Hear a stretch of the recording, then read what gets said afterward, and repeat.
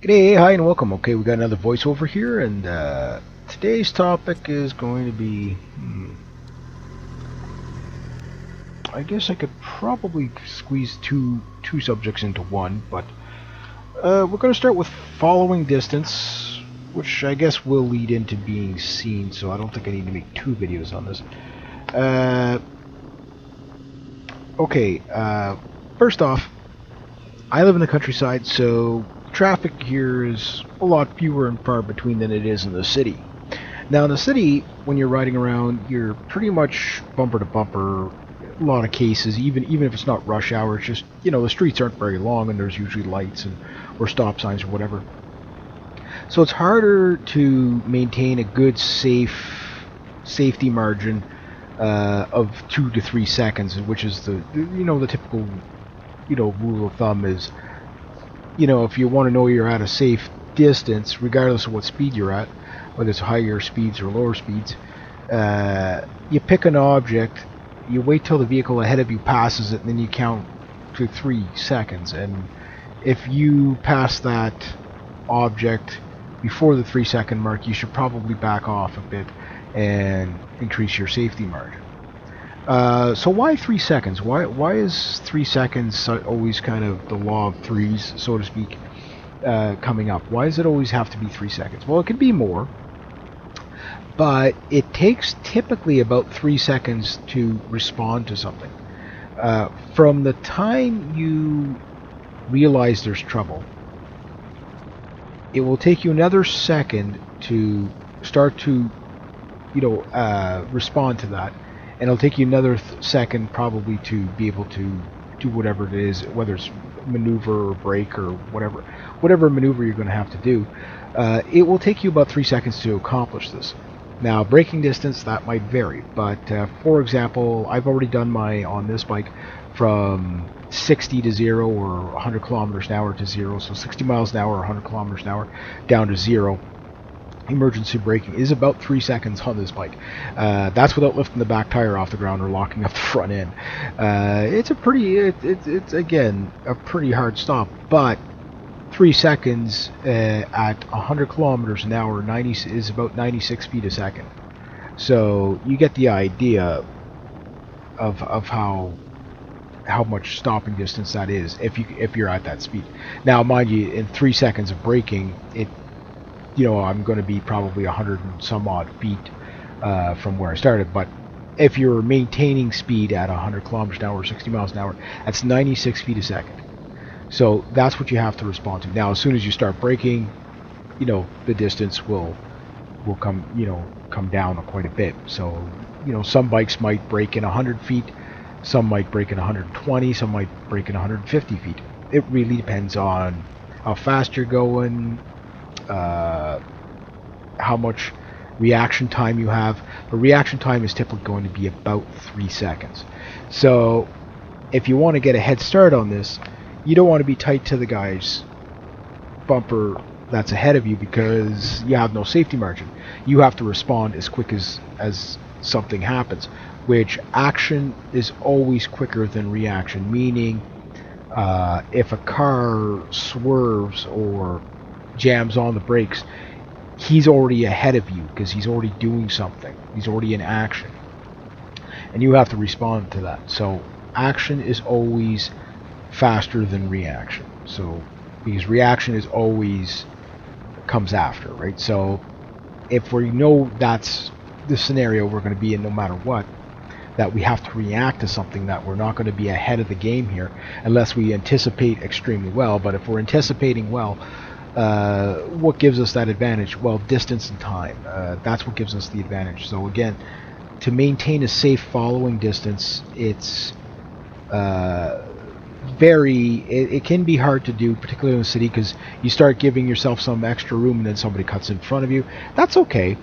You just have to compensate for them. So you can't really control who's ahead of you, but you can kind of control who's behind you. And this is something. It's one of the tools we can use as bikers. Is basically if you got somebody particularly riding your tail, which happens a lot in the city, and I don't think people do it on purpose all the time. It's just bumper to bumper. People tend to do that. I don't know why this is. They just tend to do this. But there's a little trick, and this trick is going to blow your mind. It's a trick that has been working for me for years. But first, I'm gonna start with a story. When my buddy bought his XJ750, him and I used to ride together. I was riding my 1948 Harley Davidson Panhead chopper, and he was riding his Yamaha XJ750. I can't remember what year it was, 84, 85 model, whatever. A fun bike. I took it out for a boot a few times. It moves. No, four banger. And he was constantly telling me how everybody was always cutting him off. And then when we were riding together one day, I realized he was riding like 30 feet from everybody's bumper. I'm like, it's not that people are cutting you off. You're not giving yourself time to respond. At time is distance, or distance is time, so to speak. So when he started backing off, and it was just the idea that I pointed it out to him that he probably didn't realize it. And I'm sure if somebody followed me around on the bike, they'd probably point out all kinds of mistakes I make too. And I would encourage that, because that's how we become better riders, right? Because if you're doing something that you're not aware you're doing it, you're your own worst enemy. So anyway, he started backing off, and he started getting cut off less. And then I told him something. I said, when you're in the city, don't be in a hurry. Because that's the problem. Everybody's in a hurry. And even during rush hour traffic, now, like really gridlock rush hour traffic, there's really nothing you can do about that, except for just try to avoid it altogether. But if you can't avoid it, you're just going to be stuck in it. But the thing is when traffic is still flowing fairly well, and everybody's bumper to bumper because they got to be the first one up to the light, just do the most bizarre thing, and you almost will never get cut off again. Maybe that's a bit of a... You'll probably be cut off again, but you're very rarely going to get cut off. You're going to remember the times it happens. Do the speed limit. Yeah, that's it. I know it sounds stupidly simple, but you would be surprised how uncongested your riding becomes when you do this.